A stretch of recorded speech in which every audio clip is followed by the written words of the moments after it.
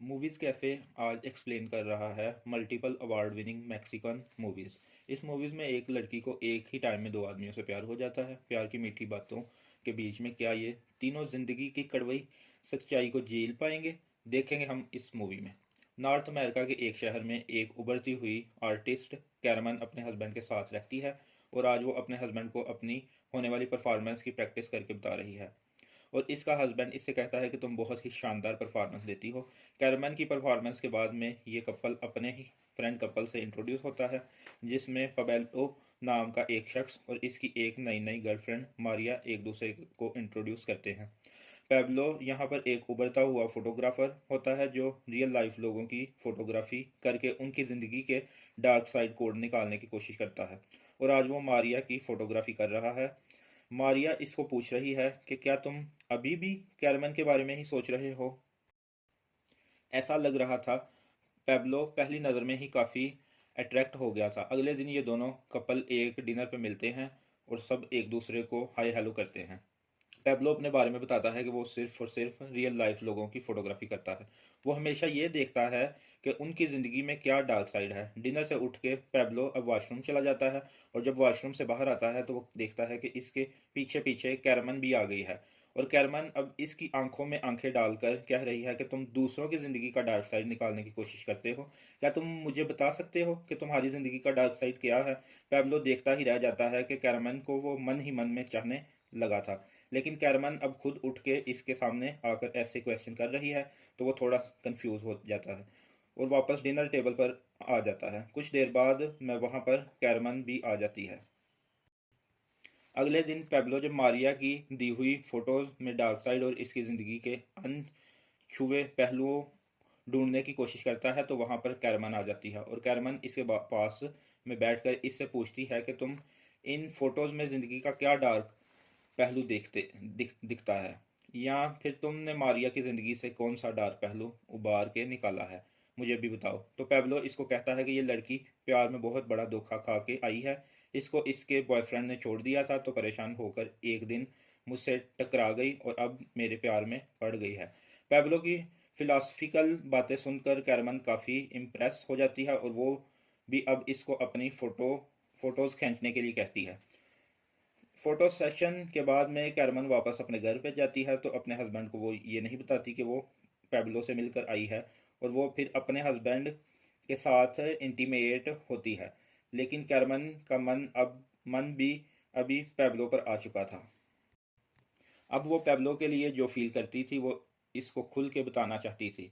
आज वो पेब्लो की स्टूडियो में जाकर पेब्लो को ये कह देती है कि वो इससे प्यार करती है और इसके साथ इंटीमेट होना चाहती है।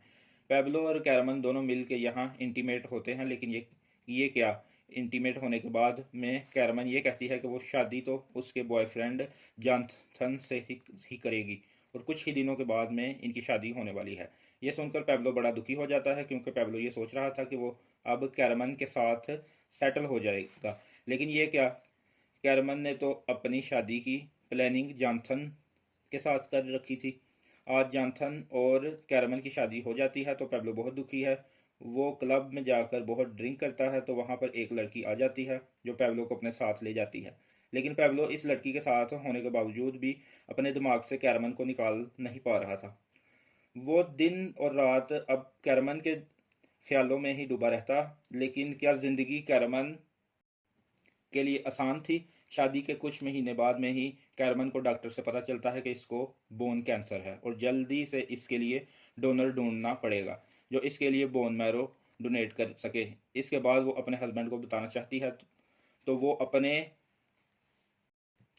हस्बैंड कंस्ट्रक्शन साइट पे जाती है जहाँ पर उसका हस्बैंड कहता है कि अभी तो मुझे काम है, हम बाद में बात करते हैं। तो कैरमन उदास होकर एक जगह जाकर बैठ जाती है। वहाँ देखती है कि इसके पीछे पेब्लो आया है, जिसको देखकर वो बहुत खुश हो जाती है और वो पेब्लो को कहती है कि मुझे यहाँ से बहुत दूर ले चलो। तो पेब्लो इसको अपने घर पर ले आता है जहाँ पर कैरमन पेब्लो को बताती है कि इसको कैंसर हो गया है और इसको बहुत ही जल्दी और डोनर की ज़रूरत पड़ेगी। पेब्लो ये सुनकर शॉक्ड हो जाता है कि कैरमन को बोन कैंसर है, लेकिन ज़िंदगी इस तरह से करवट लेगी इन दोनों ने कभी भी नहीं सोचा था। अब पेब्लो के घर से निकलकर कैरमन अपने हस्बैंड के घर पे जाती है जहाँ पर इसका हस्बैंड खाना बना रहा होता है। कैरमन बाथरूम चली जाती है तो पीछे कैरमन के फ़ोन पर पेब्लो के मैसेज आए होते हैं। तो ये मैसेज देखकर कैरमन के हस्बैंड जॉनसन को डाउट हो जाता है, तो कैरमन को कन्फ्रंट करता है और वो कैरमन को ये चिल्लाने लगता है कि तुम मेरे से चीट कर रही हो। तुम कह रही थी कि मैं अपने फ्रेंड के यहाँ जा रही हूँ, तुम मेरे पीछे छुप छुप के पेब्लो से मिल रही हो। लेकिन कैरमन इससे ज़्यादा बड़ी प्रॉब्लम में घिरी हुई थी। वो अपने हस्बैंड को ये बताती है कि इसको बोन कैंसर हुआ है और इसके पास अब ज़्यादा टाइम नहीं बचा है। ये सुन के इसका हस्बैंड घबरा जाता है और वो अपनी वाइफ को बचाने की कोशिश करता है। वो इसको एक अच्छे हॉस्पिटल ले जाता है जहाँ पर इसका एक अच्छे डॉक्टर से ट्रीटमेंट स्टार्ट करवाया जाता है। वो कैरमन को कहता है कि तुम अब पेब्लो से कांटेक्ट रखना छोड़ दो क्योंकि तुम्हारा ट्रीटमेंट चल रहा है। यही बात कैरमन पेब्लो को जाके बता देती है कि आज के बाद मैं तुमसे नहीं मिल पाऊंगी क्योंकि मेरा हस्बैंड यही चाहता है और अब वो मेरा ट्रीटमेंट करवा रहा है, तो मेरे लिए तुमसे मिलना पॉसिबल नहीं हो जाएगा। पेब्लो के लिए ये एक बहुत बड़ी सैड न्यूज़ थी क्योंकि पेब्लो दिल से कैरमन को प्यार करता था। अब कैरमन का ट्रीटमेंट ज़ोरों से चल रहा था लेकिन इसकी हालत में कुछ ज़्यादा सुधार नहीं हो पा रहा था क्योंकि इसको कोई भी इसके मैचिंग का बोन मैरो ट्रांसप्लांट डोनर नहीं मिल पा रहा था, जिसकी वजह से दिन ब दिन कैरमन की हालत ख़राब हो रही थी। इसका हस्बैंड दिन रात परेशान रहता था कि कहीं से कोई भी डोनर मिल जाए और इसकी वाइफ की जान बच जाए।